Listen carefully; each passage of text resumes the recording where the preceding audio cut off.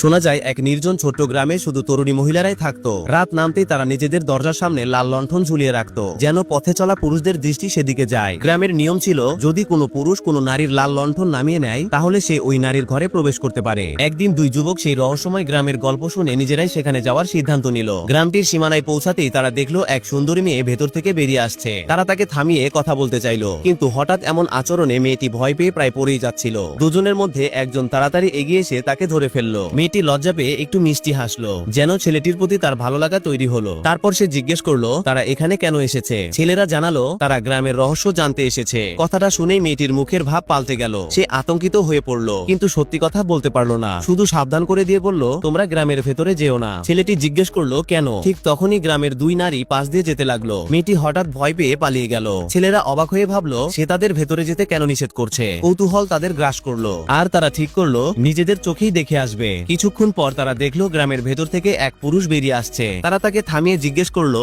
এই গ্রামটা কেমন। লোকটি হেসে বলল, আমিও আগে বিশ্বাস করতাম না, কিন্তু একবার ভেতরে গিয়েছিলাম, যেই আনন্দ পেয়েছি তা জীবনেও ভুলতে পারবো না। তোমরা যদি যাও হয়তো আর ফিরে আসতে চাইবে না। এই কথা শুনে তাদের আগ্রহ আরো বেড়ে গেল। তারা গ্রামের ভেতরে ঢুকলো, দেখলো প্রায় প্রতিটি দরজার সামনে লাল লণ্ঠন ঝুলছে। ঠিক তখনই দুই সুন্দরী মেয়ে নতুন লণ্ঠন টাঙ্গাচ্ছিল। তাদের দেখে এক যুবক আর নিজেকে আটকাতে পারলো না, দৌড়ে ভেতরে চলে গেল। অন্যজন কিছুটা দ্বিধায় পড়লো, তার মনে হচ্ছে